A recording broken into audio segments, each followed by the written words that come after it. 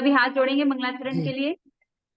नमो अरिहंताणम, नमो सिद्धाणम, नमो आयर्याणम, नमो वज्रायाणम, नमो लोये सब साहूणमेषु पंच नमुकारो सर्व पावपणासनो मंगलाणं च सव्येसिं परमं हवै मंगलम्।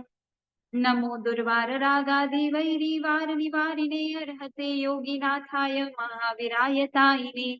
ओंकार बिंदु संयुक्तं नित्यं ध्यायन्ति योगिनः कामदं मोक्षदं चैव ओंकाराय नमो नमः। अज्ञानतिमिरान्धानां ज्ञानाञ्जनशलाकया नेत्रमुन्मीलितं येन तस्मै श्रीगुरवे नमः। तस्मै श्रीगुरवे नमः। मैं कौन हूँ, आया कहाँ से, और मेरा स्वरूप क्या। मैं कौन हूँ, आया कहाँ से, और मेरा स्वरूप क्या। संबंध दुखमय कौन है, स्वीकृत करूं परिहार क्या। वीतरागदेवाय नमः। सद्गुरुभ्यो नमः। सभी लंबा गहरा श्वास लेंगे, सीधे बैठ जाएंगे और 3 बार भ्रामरी प्राणायाम करेंगे ताकि हमारी एकाग्रता बनी रहे। सीधे बैठ जाए।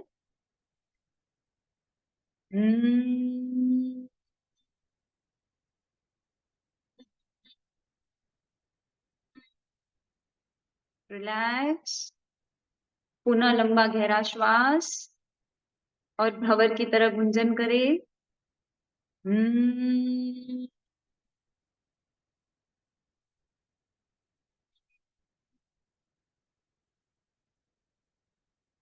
रिलैक्स। अंतिम प्रयोग, भरे लंबा गहरा श्वास और करे लंबी भंवर की गुंजन।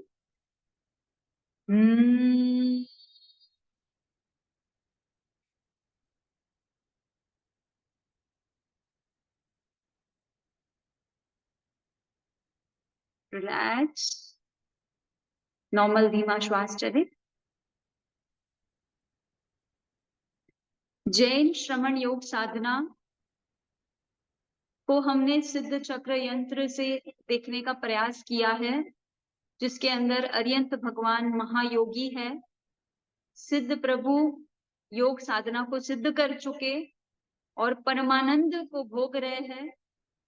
आचार्य उपाध्याय और साधु उसी योग मार्ग के पथ पर है, योग साधना कर रहे हैं और इसीलिए भी योग साधक है। और योग साधना का जो पथ है, जो विविध आयाम है, वह है सम्यक दर्शन, सम्यक ज्ञान, सम्यक चारित्र और सम्यक तप। उनमें हम सम्यक दर्शन और सम्यक ज्ञान से आगे बढ़ चुके हैं और आज हम सम्यक चारित्र की चर्चा करेंगे। जिस प्रकार से एक बिजनेसमैन अपनी प्लानिंग करता है, पहले तो अपने दिमाग में पूरी विजन क्लियर करता है कि क्या क्या करना है, कैसे करना है। उसका जो है मतलब फार साइटेड विजन बनाता है कि क्या एडवांटेजेस होंगे, क्या डिसएडवांटेजेस होंगे, कितने प्रॉफिट्स होंगे। तो इस तरह से पूरे दिमाग में एक विजन उनका क्लियर हो जाता है, एक ब्लूप्रिंट बनता है और उस ब्लूप्रिंट में पूरा साफ साफ उन्हें नजर आता है, सारी प्लानिंग हो जाती है। तो ये सम्यक दर्शन और सम्यक ज्ञान मान लो आप कि मोक्ष मार्ग का ब्लूप्रिंट है। विजन क्लियर हो गया है, पूरा नॉलेज सही हो गया है, एंड नाउ एग्जीक्यूशन लेवल पर, यानी अब कार्यवाही होगी, अब हम एक्शन लेवल पर आएंगे, तो उसको कहते हैं सम्यक चारित्र। तो हमने चर्चा की थी कि श्रमण योग साधना में रत्न त्रय की साधना है। साधु भगवान 3 रत्न की आराधना करते हैं, सम्यक दर्शन, सम्यक ज्ञान और सम्यक चारित्र। जब इसी 3 रत्नों को थोड़ा और विस्तार करते हैं, यानी सम्यक चारित्र का विस्तार 2 भागों में अगर कर दे, तो वह सम्यक चारित्र और सम्यक तप हो जाएगा। और विस्तार करे तो सम्यक चारित्र, सम्यक तप और फिर वीर्याचार भी आ जाएगा, यानी सम्यक वीर्य भी आ जाएगा। तो रत्न त्रय बोलो या नवपद के 4 धर्म पद बोलो या फिर पंचाचार के 5 आचार बोलो, ये सब एक ही बात बता रहे हैं। जब हम 5 को 4 में करेंगे और 4 को 3 में करेंगे, तो उसको कहते हैं रत्नत्रय। और 3 का विस्तार 4 पद है और 4 पद का विस्तार पंचाचार है। तो ये विजन में क्लियर हो गया आप लोगों को कि इस तरह से हम जो है चर्चा करने वाले हैं। तो सम्यक चारित्र कहाँ से आरंभ होता है?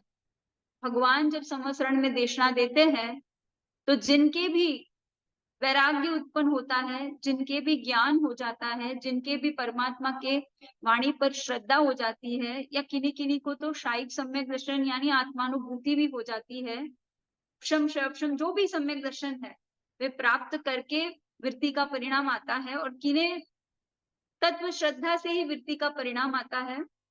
तो उस वृत्ति के परिणाम में जो है पूरा पुरुषार्थ जग जाए और संसार का सुख व्यर्थ लगने लगे। जिन्होंने आत्मा का सुख अनुभव कर लिया उनके लिए तो संसार का सुख फीका पड़ गया ना।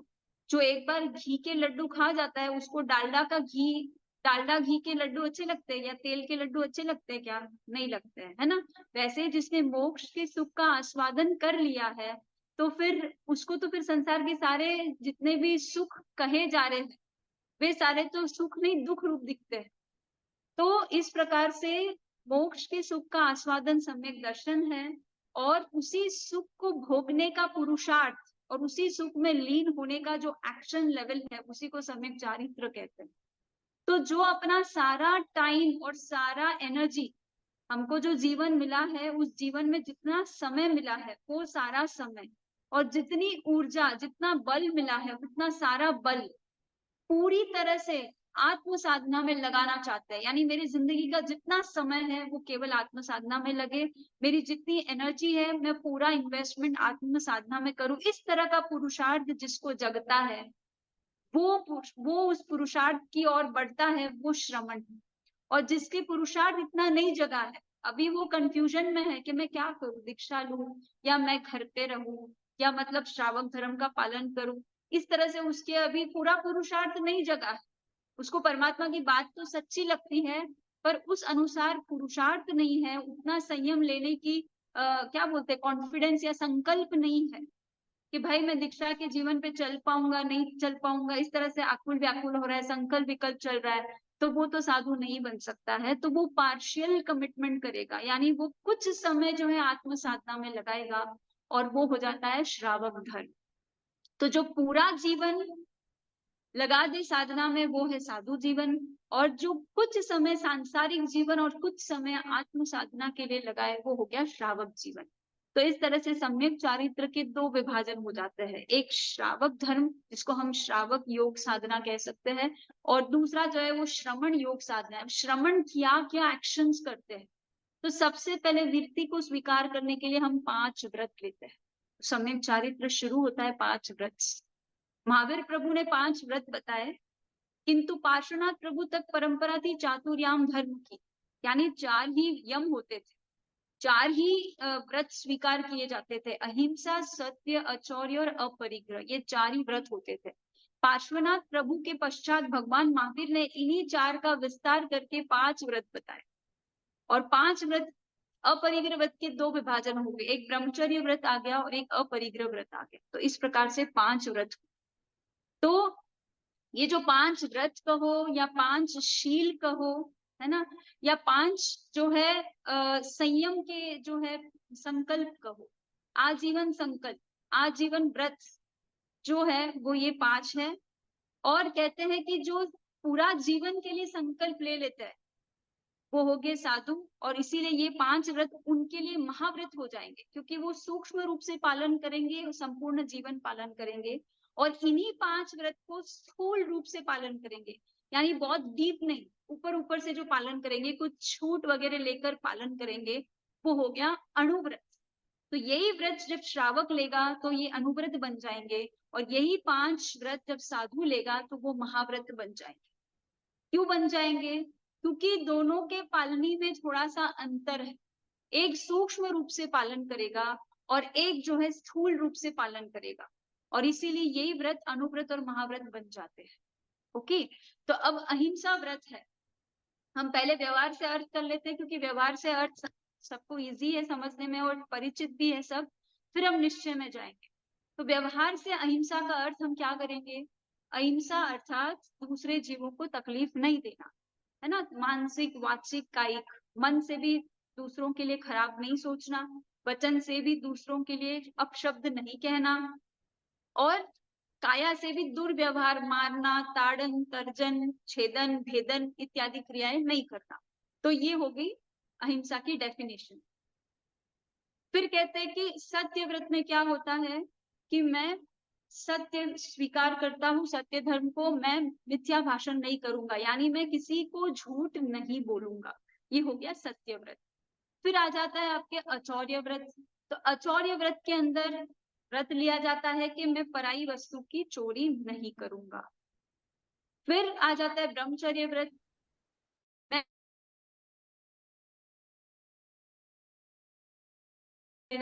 और साधु के लिए क्या होगा कि मैं आजीवन ब्रह्मचर्य व्रत को स्वीकार करूंगा।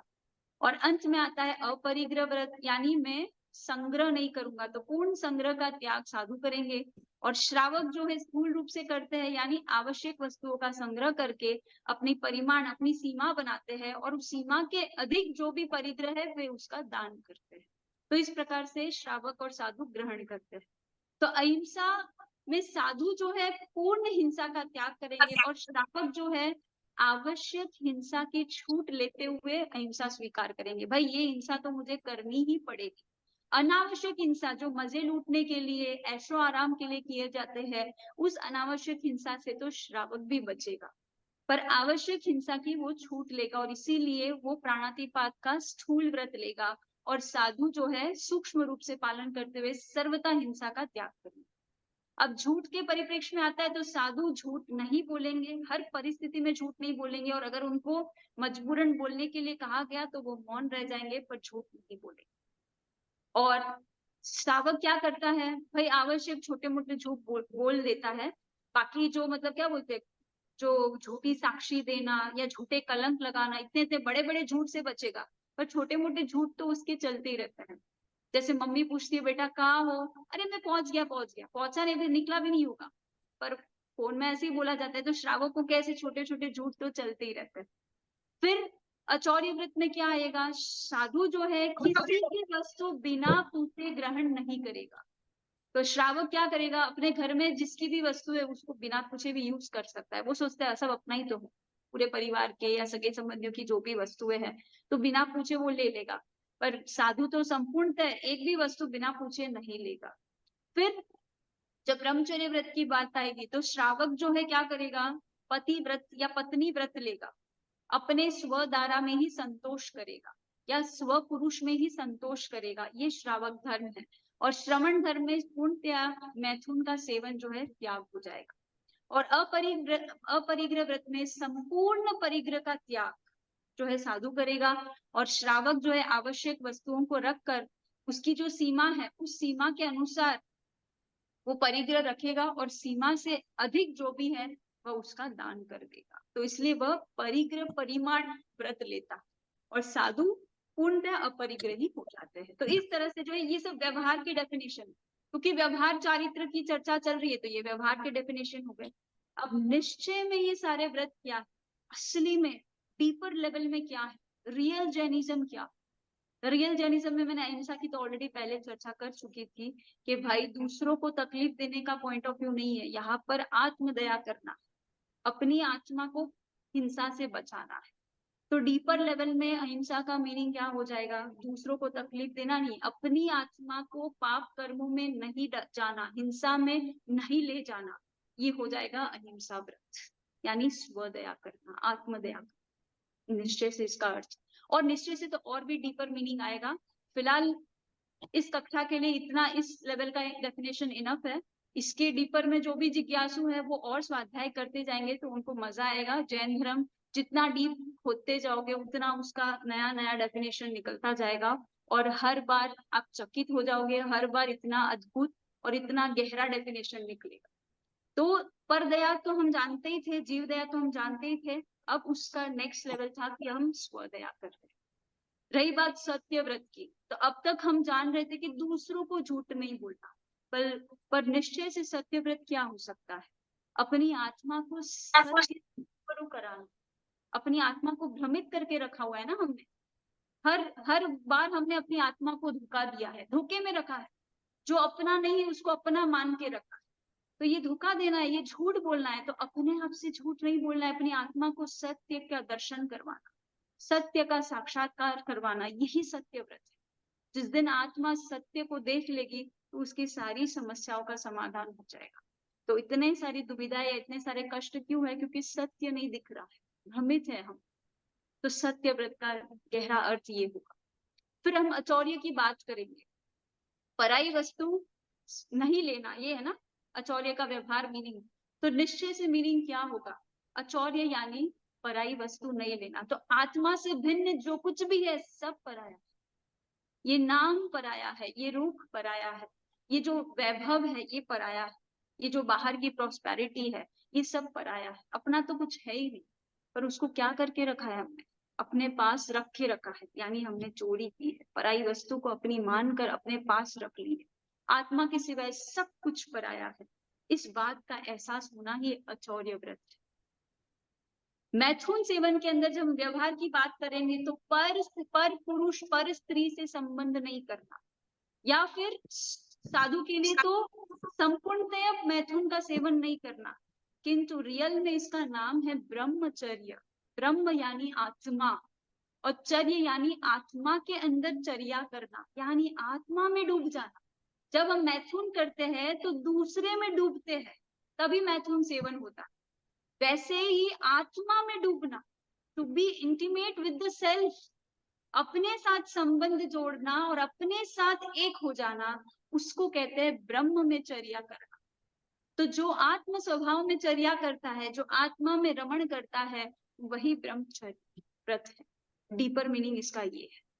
और जब अपरिग्रह की बात आएगी तो पराई वस्तु जब अपनी है ही नहीं तो किसका संग्रह करोगे आप, और क्या संग्रह करोगे? कुछ भी संग्रह कर रहे हो वो सब तो छूट जाने वाला है ना, यहाँ ही छोड़ के जाने वाले हो। तो क्या संग्रह करोगे? आत्मा के दायरे में तो कुछ आ ही नहीं रहा है। आत्मा के दायरे में तो आत्मा के अपने गुण वैभव ही, और उन्हीं गुण वैभव के अंदर जो है लीन हो जाना, उन्हीं के अंदर रस लेना। क्योंकि जब हम परिग्रह करते हैं तो हमको क्या रस आता है? वो मेरे पास करोड़ रुपया है, मेरे पास अरब रुपया है, उसमें रस आता है। मेरे पास मर्सिडीज है, मेरे पास 4 बंगले है, मेरे पास 4 फार्म हाउस है, तो उस पर वस्तु में आनंद आता है। किंतु जो आत्मा के वैभव में आनंद लेता है वो हो गया परिग्रह व्रत का रियल मीनिंग। तो इस प्रकार से व्यवहार से, निश्चय से हम इन व्रतों के अर्थ को समझेंगे तो हमको इस व्रत की महिमा आएगी, और हमको इन व्रत के पालने में आनंद आएगा, और आप अपने आप को कनेक्ट कर पाओगे। जब निश्चय से करोगे तो आपकी बात हो जाएगी, आप सेल्फ फोकस हो जाओगे। और जब व्यवहार से करोगे तब दूसरे पे फोकस हो जाएगा, दूसरों को झूठ नहीं बोलना, दूसरों को तकलीफ नहीं देना, दूसरों की हिंसा नहीं करना, दूसरों की वस्तु का चोरी नहीं करना, दूसरे के पॉइंट ऑफ व्यू में आ जाएगा जब व्यवहार से बात करोगे। और जब निश्चय से बात करोगे तब सेल्फ फोकस हो जाओगे, सेल्फ के पॉइंट ऑफ व्यू में बात की जाएगी। तो ये थे 5 प्रकार के व्रत। और जब ये सूक्ष्म रूप से पाले जाएंगे तो ये साधु के व्रत है, और स्थूल रूप से पाले जाएंगे तो श्रावक व्रत है। और इसीलिए सम्यक चारित्र के 2 विभाजन हो जाते हैं। जिनका पूरा पुरुषार्थ जग गया है वे साधु जीवन ले लेते हैं, और जिनके अभी पुरुषार्थ नहीं जगा है, जो अभी भी नियम लेने से घबराते हैं, डरते हैं, उनके पुरुषार्थ नहीं जगा है ना, इतना वीर्य अभी खुला नहीं है, प्रकट नहीं हुआ है, और इसीलिए वे घबरा जाते हैं कि भाई मैं ये नियम का पालन कर पाऊंगा नहीं कर पाऊंगा, ये तो बड़ा बंधन लग रहा है, बोझ लग रहा है। तो जिनके पुरुषार्थ नहीं जगा है उसके ये सारी प्रॉब्लम्स, तो वो क्या करेगा? वो श्रावक व्रत लेगा। और श्रावक का और एक लेवल, जो मतलब नियम पचखंड मत दो, हम ऐसे ही पालन करेंगे, क्योंकि पचखंड देने से फिर टूट जाएगा ना।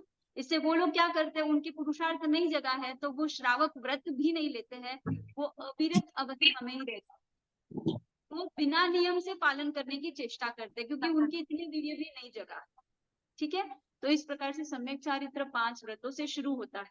अब कहते हैं कि सम्यक चारित्र एक्शन लेवल है ना, तो ये 5 व्रत तो स्वीकार कर लिए, पर साधु जीवन में साधु करते क्या है? श्रमणों की योग साधना क्या है, उनकी चर्या क्या है, उनकी जीवन शैली क्या है, उनका लाइफस्टाइल क्या है, वो कैसे जीते हैं? तो कहते हैं चारित्राचार के अंदर बताया है 3 गुप्ती और 5 समिति चारित्राचार है। सम्यक चारित्र जो है 5 समिति और 3 गुप्तिमय जीवन है। अब कैसे जीवन जीते हैं? गुप्तिमय और समितिमय जीवन जीते हैं। और श्रावक जब सामायिक या पौषध लेते हैं तो वे यही 5 समिति और 3 गुप्ति को स्वीकार करते हैं। सामायिक, पौषध, उद्यान, 24-64 प्रहरी, आप जो भी करते हो तो आप भी वही 5 समिति और 3 गुप्ति को लेंगे। और साधु जो है आजीवन इनका स्वीकार करेंगे। और इन 5 समिति और 3 गुप्ति को अष्ट प्रवचन माता कहा गया, यानी ये माता की तरह जो है साधक का लालन पालन करते हैं, पोषण करते हैं। जिस प्रकार एक बच्चा जो है बढ़ता है, माँ के पोषण पालन पोषण से फलता है, फूलता है और उसका शरीर जो है बढ़ता है, बलवान बनता है, आयुष्यवान बनता है, रोग विहीन बनता है, वैसे ही साधु जीवन का पोषण जो है ये अष्ट प्रवचन माताएं करती है और इसीलिए इनको माता की संज्ञा दी गई। तो क्या है ये 5 समिति और 3 गुप्ति, हम जानेंगे। बहुत ही इंटरेस्टिंग है एक्चुअली। ये किताब खोलकर जब हम पढ़ते हैं तो ये बहुत बोरिंग लगता है, समझ नहीं आता है बहुत लोगों को, बट मैं आप सबको कोशिश करूंगी कि इन सब का रहस्य इस प्रकार से प्रस्तुत करूं कि आप सबको इंटरेस्ट आए। तो गुप्ति शब्द क्या अर्थ क्या है? गुप्ति यानी गुप्त हो जाना, गुप्त हो जाना, छिप जाना, लुप्त हो जाना, गायब हो जाना, उसको बोलते हैं गुप्ति। कहाँ गुप्त होना, कहाँ छिप जाना? तो कहते हैं कि जो आत्म साधना में लीन होते हैं वे अपनी आत्मा में छिप जाते, अपनी आत्मा में गुप्त हो जाते हैं। अब वो आपको नहीं मिल पाएंगे। भगवान महावीर को चंड कौशिक डंक मार मार के मिलने के लिए उनको बुला रहा है, पर भगवान गुप्त है। कहाँ है वो? आत्मा में लीन है, वो वहां मौजूद नहीं है। तो जिस प्रकार साधु जो है अपनी आत्मा में लीन हो जाता है उसको कहते हैं गुप्ति धर्म। किंतु बाहर से दिखता नहीं है ना कोई आत्मा में गुप्त हो गया है। बाहर से क्या दिखता है? अरे भाई शरीर को हिला चला नहीं रहा है, एकदम पत्थर की तरह खड़ा है या पत्थर की तरह बैठा है, बोलता नहीं है यानी मौन है ना, कोई मतलब शरीर का एक्शन नहीं है, कोई वचन वचन का एक्शन नहीं है। तो हम क्या बोलते हैं फिर? गुप्ति का विभाजन बाहर से करते हैं, मन गुप्ति, वचन गुप्ति, काय गुप्ति, इस तरह से 3। तो जहां विचार नहीं है उसको कहते हैं मन गुप्ति, जहां वाणी नहीं है उसको कहते हैं वचन गुप्ति, और जहां शरीर का हलन चलन नहीं है उसको कहते हैं काय गुप्ति। तो रियल में तो गुप्ति क्या है? आत्मा में जाकर छिप जाना, आत्मा में खो जाना, आत्मा में गुप्त हो जाना, तो वो गुप्ति है। किंतु बाहर से हम क्या कहेंगे? क्योंकि हमारे सारे विचार रुक गए हैं तो मन गुप्त हो गया ना, सारे वचन रुक गए हैं तो वचन गुप्त हो गया, और शरीर की क्रियाएं समाप्त हो गई है तो हम उसको काय गुप्ति कहें। मैं इसको और इजी से समझाने के लिए आपको एक उदाहरण देती हूँ। मान लो कि आप जब चलते हो तो आपके चलने की विधि दिखती है, पर जैसे ही आप बैठ जाते हो तो वो चलना कहाँ चला गया? वो चलने की जो एक्शन थी वो कहाँ चली गई? वो लुप्त हो गई ना, आपकी वॉकिंग लुप्त हो गई। जब आप सिटिंग में आ गए, जब आप बैठ गए तो वॉकिंग नहीं है। जब आप वॉक करोगे तब आपकी सिटिंग नहीं, राइट? एट अ टाइम हम एक ही एक्शन कर रहे हैं, या तो वॉकिंग या सिटिंग। तो जब आप सिट करते हो तब वॉकिंग एग्जिस्ट नहीं करती है, जब आप वॉक करते हो तब सिटिंग एग्जिस्ट नहीं करती है, ठीक है?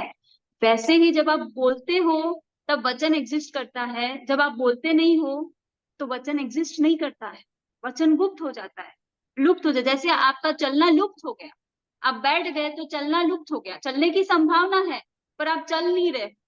वैसे ही भगवान के बोलने की संभावना है, सोचने की संभावना है, शरीर का हलन चलन करने की संभावना है, पर वो कर नहीं रहे, वो कर नहीं रहे। और जैसे हम चलते नहीं है तो चलना गुप्त हो जाता है, वैसे ही भगवान ने सारी शारीरिक की क्रियाओं को लुप्त कर दिया।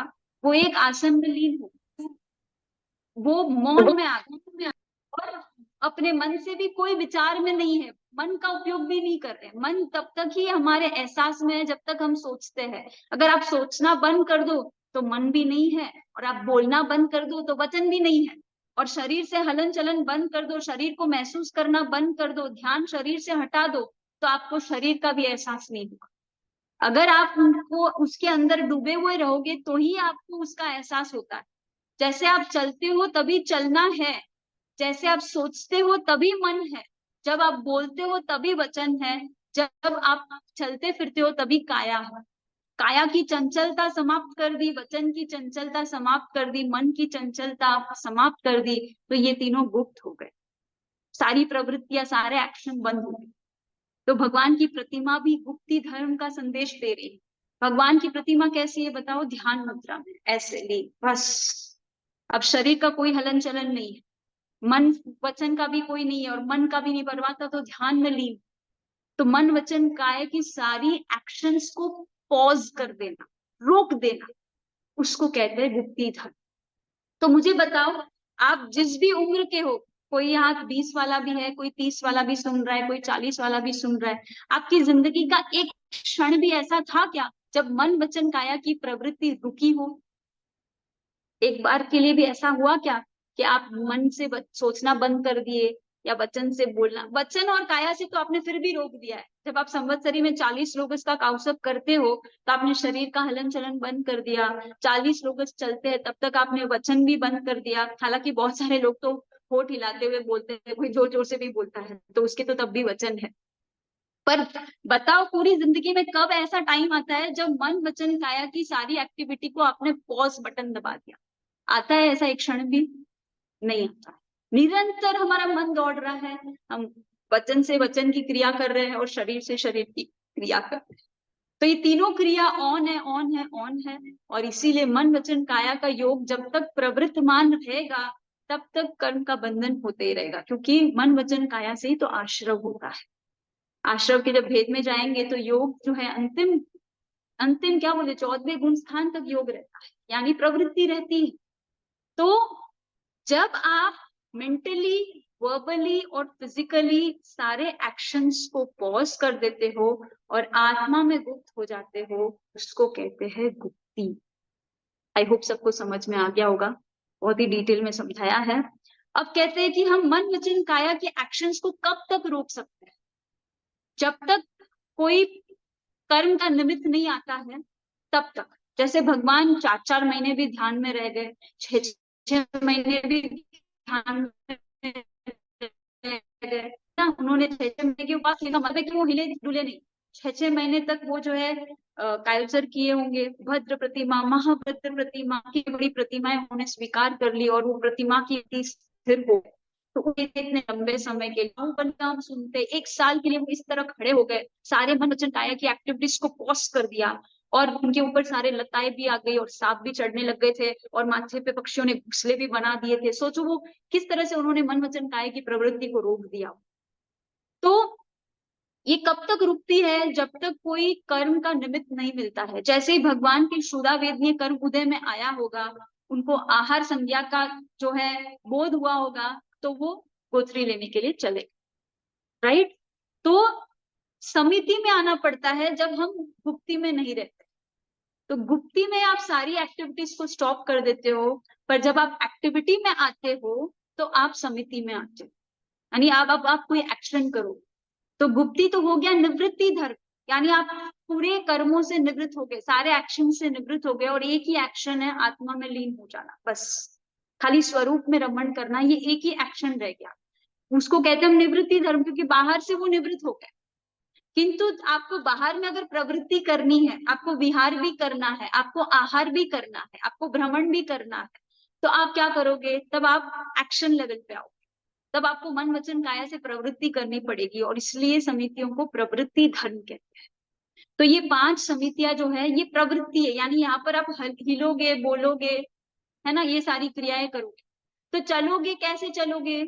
सावधानी पूर्वक चलोगे, उपयोग पूर्वक चलोगे, बेभान होकर नहीं, जयना पूर्वक चलोगे। इसको कहते हैं ईर्या समिति। तो चलना है, चलना मेरी मजबूरी है, तो मैं कैसे चलूंगा? जयना पूर्वक चलूंगा, मैं ईर्या समिति का पालन करते हुए चलूंगा, मैं चारों तरफ जो है जीव हिंसा से बचते हुए चलूंगा। तो ये हो गई ईर्या समिति। जब मुझे बोलना ही पड़ रहा है, चंड कौशिक को भगवान 2 शब्द बोले ना, बुच्च बुच्च, बोलना पड़ा उनको, तो भाषा समिति, जितना आवश्यक है उतना ही बोलना, जो हित और मीत वचन हो उतना ही वचन का प्रयोग करना, अनावश्यक नहीं बोलना, व्यर्थ नहीं बोलना, झूठ नहीं बोलना। भाषा समिति का मतलब है उपयोग पूर्वक बोलो, आवश्यक अनुसार बोलो, जितना मतलब जरूरी है उतना ही बोलो, विवेक पूर्वक बोलो। तो ये हो गई भाषा समिति। फिर ऐषणा समिति आती है। तो ऐषणा समिति में क्या होता है? गवेषण करना, अन्वेषण करना, कि ये वस्तु मुझे अगर ग्रहण करनी है तो ये मेरी कल्पीय है या अकल्पीय। ये लेने योग्य है या नहीं लेने योग्य है, इस तरह से जो खोज की जाती है, जो अन्वेषण किया जाता है, जो गवेषण किया जाता है, उसको बोलते हैं ऐषणा समिति। तो साधु जब आहार लेगा तो ये कल्प्य है या अकल्प्य, या कोई अन्य वस्तु को ग्रहण करेगा तो ये ग्रहणीय है या त्याज्य है, इस प्रकार से जब विचार करता है वो हो गया ऐषणा समिति। और आदान समिति आती है जब लेना, रखना, उठाना, जो भी वस्तुओं को लेना है, ग्रहण करना है, हाथ में लेना है या उसको रखना है, तो उसको भी सावधानी पूर्वक, उपयोग पूर्वक रखना, लेना, उठाना, तो वो हो गए आदान समिति।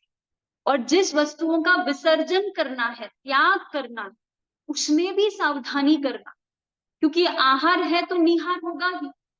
आहार ग्रहण करना है, निहार यानी विसर्जन करना, मल मूत्र का त्याग करना, जो भी वस्तु अब आवश्यक नहीं है हमारे लिए, अब वो यूजेबल नहीं है, तो हम उसका क्या कर देते हैं, पलट देते हैं, तो उसको कहते हैं पारिष्टा पानी का समय। तो विसर्जन करने की जो विधि है, सावधानी पूर्वक, उपयोग पूर्वक, तो वो हो गया परिष्टा पानी का समय। तो समिति जो है वो प्रवृत्ति है। अब कहते हैं ये सब व्यवहार से इनके डेफिनेशन हुए, निश्चय से क्या डेफिनेशन होगा? निश्चय से जो आत्मज्ञानी व्यक्ति होगा, ये बाहर की सारी क्रिया करते हुए भी वो अपने स्वभाव में ही रमेगा, वो तब भी भेद विज्ञान करेगा।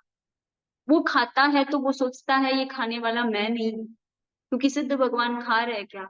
नहीं। तो मैं खाऊंगा? नहीं, मैं इसका भी साक्षी, चलने का साक्षी हूं, मैं बोलने का साक्षी हूं, मैं सारी कायिक, मानसिक, वाचिक क्रियाओं का केवल साक्षी भर। इस प्रकार से जब वो उपयोग में, आत्मा में उपयोग लगाकर, व्यवहार से हम बोलते हैं उपयोग पूर्वक यानी ध्यान देकर करना, पर आत्मा के पॉइंट ऑफ व्यू में बोलोगे, जब निश्चय के पॉइंट ऑफ व्यू में बोलोगे, तो आपका उपयोग कहाँ रहे? स्वभाव में रहे। आप पर का कर्ता नहीं बने, अपनी आत्मा, अपने स्वभाव के ही कर्ता बने रहे, सारी क्रियाएं करते हुए भी उपयोग स्वभाव में लगा रहे। उपयोग स्वभाव में लगाते लगाते आप बोले, चले, फिरे, खाए, पिए, जो भी क्रियाएं किए, तो वो निश्चय से समिति धर्म हो जाए, क्योंकि यहाँ पर आत्मा के पॉइंट ऑफ व्यू में सारी क्रियाएं हो जाएगी। समझ रहे हो? तो समिति जो है वो प्रवृत्तिमय है, गुप्ति जो है वो निवृत्तिमय है। और कहते कि पूरे श्रवण योग साधना को, अगर आप एक लाइन में मुझसे पूछते हो कि महाराज साहब पूरी पूरी साधना को एक वाक्य में बता दो, पूरे जैन श्रवण योग साधना क्या है, एक वाक्य में बता दो, तो उस वाक्य में आएगा ठाणेनम, होणेनम, झाणेनम, अप्पाणम, भूसिरा। ठाणेनम यानी क्या? स्थान से, मोनेनम यानी मौन से, झानेनम यानी ध्यान से। तो मन, वचन, काया की प्रवृत्तियों को स्टॉप करके प्रवृत्ति वाली वो आत्मा, अपाणम भोसिरामी, उस प्रवृत्ति वाली आत्मा का त्याग करते हुए अब केवल स्वभाव में लीन होने का जो मैं साधना करता हूँ, यही जैन श्रवण योग साधना है। और इसी को हम गुप्ती धर्म कहते हैं। और जब गुप्ती में रहते नहीं है या रह नहीं पाते, क्योंकि बहुत सारे कर्म उदय में है, अभी बहुत सारे कर्मों का हिसाब किताब चुकाना बाकी है, भूख भी लगेगी, प्यास भी लगेगी, ठंडी भी लगेगी, गर्मी भी लगेगी, विहार भी करना होगा, तो बहुत सारे परिसर को सहना होगा, तो बहुत सारी क्रियाएं, आवश्यक क्रियाएं जब करनी होती है, तब समितिमय धर्म, समितिमय जीवन। तो ये साधु जीवन का एक छोटा सा पिक्चर आप लोगों को दिखाने का प्रयास किया है कि साधु का मूल धर्म गुप्ती धर्म है, और आवश्यक क्रियाएं जो है वो सारा जो है समिति धर्म है। और इसीलिए आप देखते हो, आप छोटा सा छोटा इलियाबाई का क्रिया भी करो ना, तो उसमें भी एक लोगस का काउसक है। आप चैत्यवंदन करो, आप देववंदन करो, आप प्रतिक्रमण करो, आप औषध करो, आप जो भी क्रियाएं करो, सब में काउसक कंपलसरी है। और जितना बड़ा प्रतिक्रमण उतना बड़ा काउसक, और काउसक का ही इंपॉर्टेंस है, काउसक की ही महिमा है। क्यों? क्योंकि काउसक में ही तो गुप्ती धर्म का पालन हो रहा है। काउसक ही तो वो एक साधना है जिसमें आप मन, वचन, काया का पूरी तरह से पॉज कर देते, उनका इस्तेमाल नहीं करते। आपके पास शरीर है, आपके पास वचन है, आपके पास मन है, पर आप उस समय में उनका इस्तेमाल नहीं करोगे। सिर्फ आप अपनी आत्मा में लीन होने का पूरा जो है प्रयास लगा दोगे। और इसीलिए गुप्ति ही श्रावक धर्म के भी उद्देश्य है, और साधु धर्म का भी उद्देश्य गुप्ति धर्म ही। शास्त्रीय भाषा में इसको उत्सर्ग धर्म और अपवाद धर्म भी कहते हैं। उत्सर्ग धर्म यानी जो रियल धर्म, जो मोक्ष का कारण। तो मोक्ष का कारण क्या है? मन, वचन, काया की सारी एक्टिविटीज को रोक देना और आत्मा में डूब जाना, ये है मोक्ष मार्ग। तो गुप्ती धर्म मोक्ष का कारण है, पर आप गुप्ती धर्म में रह नहीं पाते हो, आवश्यक क्रियाएं करनी पड़ती है, तब आप समिति में जाते हो, तो वो प्रवृत्ति धर्म है, वो अपवाद धर्म है। तो इस प्रकार से जो है समिति और गुप्ती का विवेचन आप लोगों को बताया है। और श्रावक जो है ये सामायिक, पौषध, उद्यान इत्यादि में भी इसी चारित्राचार का पालन करता है। तो दर्शनाचार में क्या आया? परमात्मा की कही हुई बातों पर तत्व श्रद्धा। और सम्यक ज्ञान में, सम्यक ज्ञानाचार में क्या आया? परमात्मा की कही हुई वाणी को जानना, उसको समझना, उसको पढ़ना, उसका स्वाध्याय करना, ये सब सम्यक ज्ञानाचार में आएगा। और सम्यक चारित्राचार में क्या आएगा? समिति और गुप्ती हमारी लाइफस्टाइल बन जाए, हमारे जीने की जो है अदा बन जाए, हमारे जीने का तरीका बन जाए, तो वो हो गया चारित्राचार। फिर आएगा तपाचार, सम्यक तपाचार, और अंत में आएगा सम्यक वीर्याचार। सम्यक तपाचार में क्या होगा कि हम तप के द्वारा निर्जरा करेंगे। और सम्यक वीर्याचार में क्या आएगा? वीर्य यानी क्या? एनर्जी, शक्ति। तो आप आपकी सारी शक्ति कहाँ लगाओगे? दर्शन, ज्ञान, चारित्र और तप में आपकी सारी शक्ति लगा दो। अब तक तो शक्ति कहाँ लग रही थी? परिवार को देखभाल करने में, है ना, बहुत सारी जिम्मेदारियों को निभाने में। कहाँ कहाँ आपकी शक्ति लग रही है? अगर आप स्त्री है तो आप माँ का रोल निभाते हुए अपनी सारी एनर्जी जो है वहां लगा दे रहे हो। अगर आप पत्नी है तो आप पति की सेवा में अपनी एनर्जी लगा रहे हो। आप बहू है तो सास की सेवा कर रहे हो। कहाँ कहाँ आपकी एनर्जी लगा रहे हो? अगर आप पुरुष है तो पुरुष कहाँ एनर्जी लगा रहा है? पैसे कमाने में एनर्जी लगा रहा है, समाज में जा रहा है, समाज के कार्य कर रहा है, तो वहां सब जगह पे आपकी एनर्जी लग रही है। पर जब वीर्याचार की बात आती है तो आपकी पूरी शक्ति कहाँ लगाते हो? साधना में लगा देते हो। अपनी एनर्जी को साधना में इन्वेस्ट करना, उसको कहते हैं वीर्याचार। तो ये पंचाचार, रत्नत्रय और 4 प्रकार के धर्म, इन सभी की एक ब्रीफ चर्चा हमने आज की है। इन सभी की चर्चा को मैं एक सुंदर से गीत में आपको सुनाना चाहूंगी। आप सभी ध्यान से सुनिएगा। ज्ञान स्वभाव का ज्ञान करना, ज्ञानाचार विधान है। ज्ञान स्वभाव का ज्ञान करना, ज्ञानाचार विधान है। अपने स्वरूप का दर्शन करना, दर्शनाचार विधान है। आत्म भाव में लीन होना, चारित्राचार विधान है। ध्यायक का ही ध्यान ध्याना, तपाचार विधान है। बल प्रगटाना इन आचारों में, वीर्याचार विधान है। देश विरति सर्व विरति का सार, पंचाचार विधान है। पंचाचार का चरण ही मुक्ति का विधान है। पंचाचार जब शाश्वत हो, सिद्ध प्रभु का विधान है। जिन वाणी माता प्रकाशे, पंचाचार विधान है। ऋषभ रत्ना आचरण करी, आत्म धर्म विधान है। ज्ञान स्वभाव का ज्ञान करना, ज्ञानाचार विधान है। निश्चय से पंचाचार कैसा है? अपनी आत्म स्वभाव का ज्ञान करना ज्ञानाचार है। अपने ही स्वरूप का अवलोकन करना, दर्शन करना, देखना, उसको कहते हैं दर्शनाचार। अपनी आत्मा में लीन हो जाना, उसको कहते हैं चारित्राचार। अपनी आत्मा का ही ध्यान ध्याना, यानी जो ध्यान करने वाला ध्याता है ना, उसी ध्याता का ध्यान करना ही तपाचार है। और सारी ऊर्जा जो है अपने स्वभाव में रमने में लगा देना, उसको कहते हैं वीर्याचार। और ये 5 आचार सिद्ध भगवान के भी है। सिद्ध भगवान अब कहाँ है?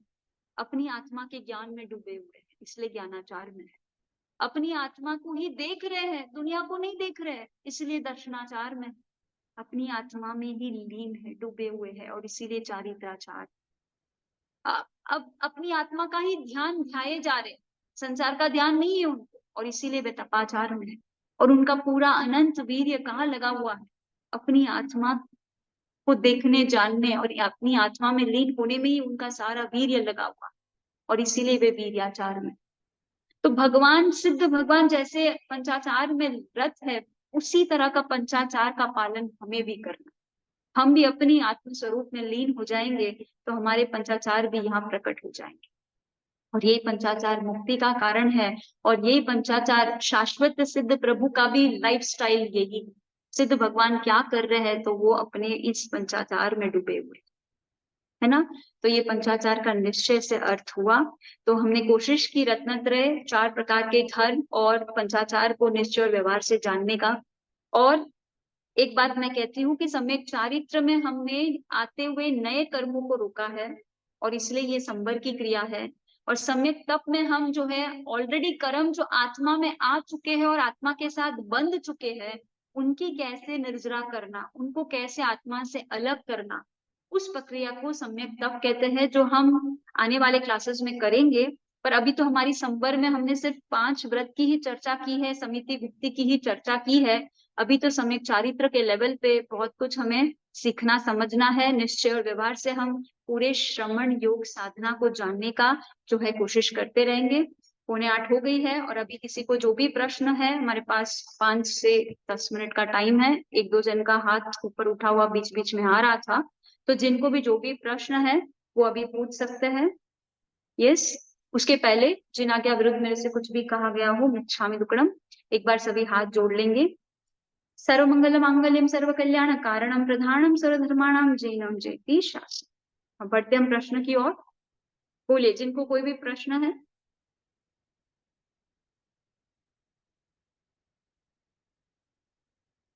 बीच में शायद दीपिका जी या पता नहीं कोई तो नाम 1-2 आ रहा था। हाँ, नीलम जी आपका भी है, बोलिए क्या प्रश्न है। साहिब जी, अभी व्यवहार का जब भी क्रिया करते तो उपयोग व्यवहार में रह जाता है, हाँ और जब पढ़ना मतलब आत्मा का सोचते ऐसे तो उपयोग वहां रहता है। अब व्यवहार पूरा दिन तो नहीं टाइम मिलता कि पढ़ने बैठे यार, व्यवहार से तो सब क्रिया करनी पड़ती है, रिस्पॉन्सिबिलिटी। तो दोनों साथ में करना, लाइक व्यवहार करते वक्त भी अपने आत्मा का सोचना, मतलब वो कैसे हो सकता है? मैंने लास्ट क्लास में बताई थी ना आपको, ये कि भेद विज्ञान की कला।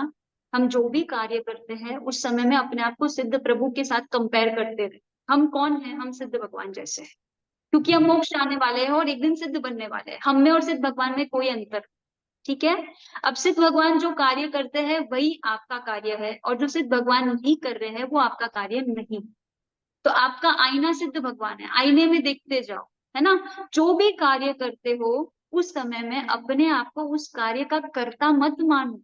सारी समस्याएं वहां से शुरू हो रही है। जब भी आप कोई भी कार्य करते हो तो आप अपने आप को उसका कर्ता मान बैठते हो, तो मिथ्यात्व हो जाता है, कषाय का पोषण होता है ना। अहंकार होता है, मैंने किया, मेरे बिना तो ये घर चलेगा भी नहीं, मैं जो बोलूं वही होता है। इस तरह का जो है मिथ्या पोषण, कषाय पोषण, ये सब पर का जब हम कर्ता बनते हैं तब होते रहता है। तो आप क्या कर रहे हो संसार जीवन में, it doesn't matter in the spiritual life. आपकी आत्मा की जिंदगी में आपके बाहर के कार्य कोई प्रभावित नहीं करते। आप जो भी कार्य करते रहो, पर आपका जो सोचने का ढंग या देखने का जो दृष्टिकोण है, उसको आप भेद विज्ञान की ओर प्रयोग करते जाओ। उससे आप जो है अपने आप को पर से भिन्न सिद्ध भगवान की तरह ज्ञाता, दृष्टा और साक्षी स्वभावी देखते जाओ। सारी घटनाओं के आप साक्षी हैं, सारी घटनाओं के आप खाली ऑडियंस है बस। इस तरह से अपने आप को उससे संबंध दूर करते जाओगे। जैसे एक ईगल है ना, ईगल वो अपने प्रे को यानी अपने शिकार को 31,000 32,000 फीट से ऊपर से देख लेता है। वैसे ही आप इतना डिस्टेंस बनाओ, सारे संयोगों से, सारी परिस्थितियों से, सारी रेस्पॉन्सिबिलिटी से इतना डिस्टेंस बना के अपने आप को उससे पर मानो, क्योंकि यहाँ आपकी सांस खत्म, आपकी जिंदगी खत्म और सारा रोल प्ले खत्म, इतनी दूरी है उस तो उसको एहसास में लाओ, उसको बार बार जियो, तो आप भ्रम से बाहर निकलोगे। और अगर आप ऐसा नहीं करते हो तो आप जिस रोल को प्ले कर रहे हो अपने आप को वो मान बैठते हो, अरे मैं तो मम्मी हूँ तो मुझे तो मम्मी का तो काम करना ही पड़ेगा, अरे मैं तो पत्नी हूँ तो मुझे तो पत्नी का रिस्पॉन्सिबिलिटी करना पड़ेगा। ये सब करते रहो, पर एक्चुअल में आप आत्मा है। मैं आत्मा हूँ, मैं पत्नी तो बाद में हूँ, माता तो बाद में हूँ, मैं बहू तो बाद में हूँ, मैं पहले क्या हूँ, मैं रियल में क्या हूँ, मैं हमेशा के लिए क्या हूँ, आत्मा। आत्मा। और मेरे आत्मा का स्वभाव क्या है, वही मेरा देखने का तरीका होना चाहिए। तो इस तरह से आप बार बार स्वाध्याय करते रहोगे और बार बार इसका प्रयोग करते रहोगे, तो धीरे धीरे आपके लाइफ में बदलाव आएगा। ये कोई वन डे चेंज होने वाला एक्शन नहीं है, बट आपको अभ्यास करना ही पड़ेगा। अगर आप अभ्यास नहीं करोगे तो आपकी जिंदगी कभी नहीं बदलेगी। आपको अभ्यास तो करना ही है। मान लो आपका बर्थडे आया, आपका 25th बर्थडे, आज मैं 25 टाइम्स भेद विज्ञान करूंगी, आज मैं जो भी कार्य करूंगी, आज मैं 25 बार अपने आप को आत्मा के रूप में सिद्ध करूंगी। इस तरह से जो भी निमित्त मिलता है, जो भी प्रसंग आता है, हर हाल में आपको अपने आप को आत्मा ही देखना है, तो आपकी आत्म साधना की यात्रा शुरू हो जाए। अगर आप आत्मा को नहीं देखोगे तो आप शरीर के रूप में ही जीते जाओगे और उन्हीं रिश्तों में और उन्हीं रिस्पॉन्सिबिलिटी में हमेशा के लिए उलझ जाओगे। ठीक? और किनको डाउट है?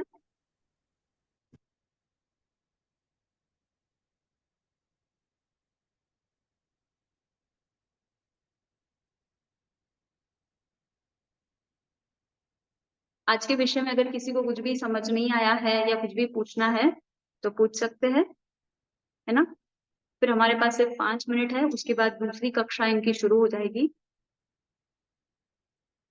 शायद आज जयंत भाई आए नहीं है, हाँ उनका नहीं लास्ट टाइम या है साधु जी भगन प्रणाम आपको मध्यम क्या मंडल लास्ट टाइम मध्यम वो कुछ मंडल। प्रश्न पूछ रहे थे और फिर हाँ वो हाँ या लास्ट एक्चुअली वो तभी वो प्रश्न था कि सम्यक एकांतवाद क्या है।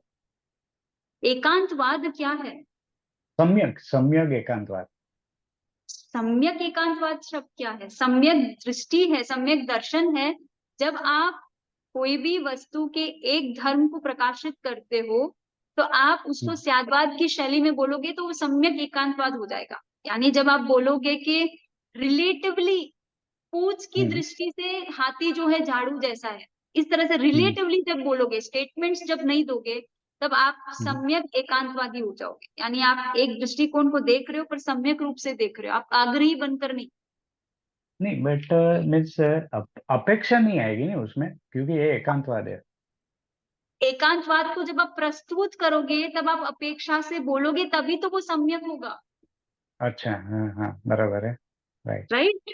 या अगर राइट। आप एकांतवादी हो जाओगे और आप उसको रिलेटिवली अपेक्षा पूर्वक नहीं प्रस्तुत करोगे तो आप सम्यक हम्म। एकांती नहीं, आप आग्रही एकांतवादी हो जाओगे। ओके अभिनिवेशिक का आपको मतलब जो भी क्योंकि हमारा उपयोग इतना सीमित है कि हम एट अ टाइम बहुत कुछ नहीं देख पा रहे हैं, तो आपको रिलेटिवली ही बोलना पड़ेगा, ओके तभी वो खाली सम्यक। मीन्स ऐसा ऐसा पॉसिबिलिटी मीन्स जो मीन्स तीर्थंकर के या आगम वाणी है तीर्थंकर के वचन है वो सब सम्यक एकांतवाद में आ सकते हैं ना।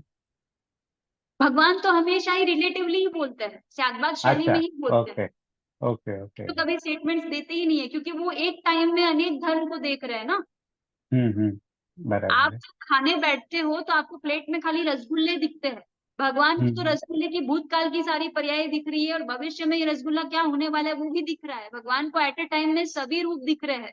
हम कल क्या थे, आज क्या है, भविष्य में क्या होने वाले, सब दिख रहा है भगवान को, एक ही साथ में दिख रहा है। युगपत ज्ञान बोलते हैं उसको।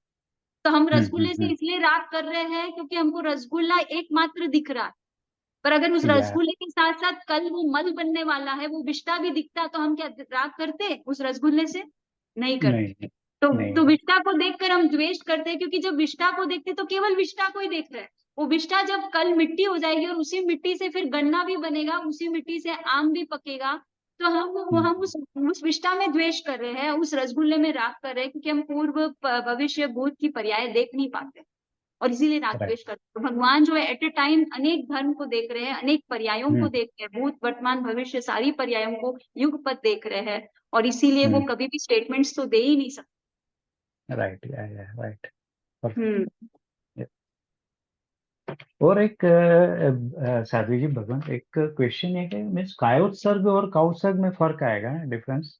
काउसब प्राकृत भाषा में है और उसी को जब हाँ, संस्कृत में बोलते हैं तो काया प्लस उत्सर्ग अच्छा, संधि हो राइट, जाएगा, आ प्लस उ बराबर, हो जाएगा तो या कायोत्सर्ग, राइट, राइट। कायोत्सर्ग, तो राइट, सेम राइट। मीनिंग है, दोनों में काया का उत्सर्ग हो जाता है, यानी काया का त्याग हो जाता है, यानी बॉडी का कॉन्शियसनेस नहीं रहता, हम बॉडी को सेंस नहीं करते हैं। जैसे आप हम्म अनिस्थिशिया ले लेते हो तो बॉडी को फील करते हो क्या, पेन महसूस होता है क्या? आप जैसे नहीं, अनिस्थिशिया का नहीं, इंजेक्शन ले नहीं। लोगे तो शरीर होते हुए भी आप शरीर को महसूस नहीं करोगे। तो जब भगवान आत्मा में लीन हो जाते हैं ना, तो उनके पूरे बॉडी में ऐसे हार्मोन सेक्रेट हो जाते हैं, एनिस्थीसिया टाइप के कोई हार्मोन सेक्रेट हो जाते हैं कि अब वो बॉडी को सेंस नहीं करते, फिर उनको पेन सेंस नहीं होता। Right, yes. Yes, thank you, thank you. फिर मिलते हैं हम अगले सेशन में। जिनाके मत- विरुद्ध होते काम अच्छा हम दुख। मತ್ತೇನು ಅಲ್ಲ ಮತ್ತೆ हम्म